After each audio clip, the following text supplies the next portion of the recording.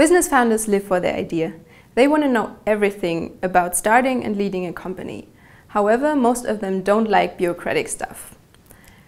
But it's so important, so I want to answer the question on how to start a GmbH or a mini GmbH, which is called Unternehmergesellschaft in German. The first step is that you think about all the important things before starting. One thing is funding. If you want to apply for a loan from a business development bank, you should really do that before registering because you cannot use many programs after starting your business. The second point is licenses. For many professions you need licenses in Germany, and if you want to find out whether this is the case for you, you should call the local authorities or, for example, the chambers of commerce or the chambers of crafts.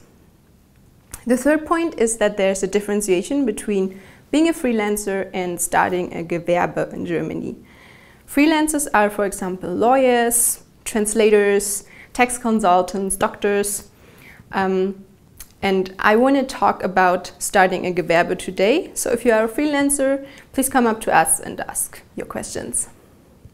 Step 2 is then to think about the articles of incorporation. You have to find a lawyer and set up a company contract. This contract includes decision-making, shares, withdrawal of shareholders, and it becomes especially important when you are a team and have some conflicts, or when you have to wind up the company eventually. The third step would be to get listed in the commercial register. In many cases, the lawyer and the notary are just one person, and you need the notary to have your contract notarized, and he or she will then guide you through the whole process of getting listed in the commercial register.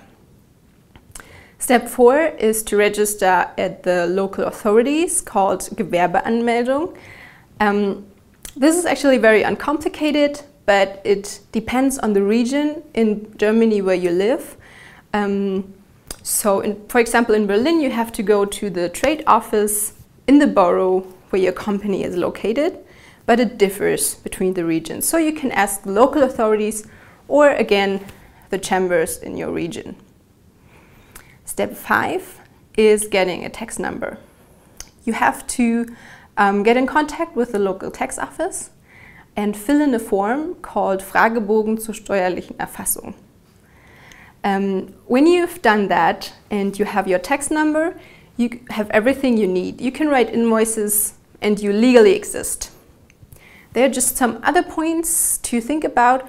One thing I want to mention is social insurance. You are obliged to have a health insurance in Germany, and you are obliged to call the German accident insurance and ask them whether you have to become a member. It's just one call, it's very uncomplicated. Another thing I want to mention is that there are other legal forms you can choose.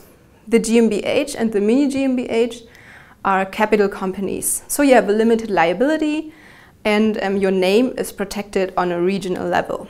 There are companies which are cheaper and faster to start than the GmbH and the mini GmbH. For example, the sole proprietorship for one person, or the GbR, the Gesellschaft bürgerlichen Rechts, for several persons. You only need the Gewerbeanmeldung and a tax number and you can start. But there's no limited liability. You're fully liable with your private assets. Important factors when you choose a legal form are also taxes and accounting. Taxation and accounting are more complicated if you have a GmbH. So you should really get in contact with a tax consultant if you want to know more about that.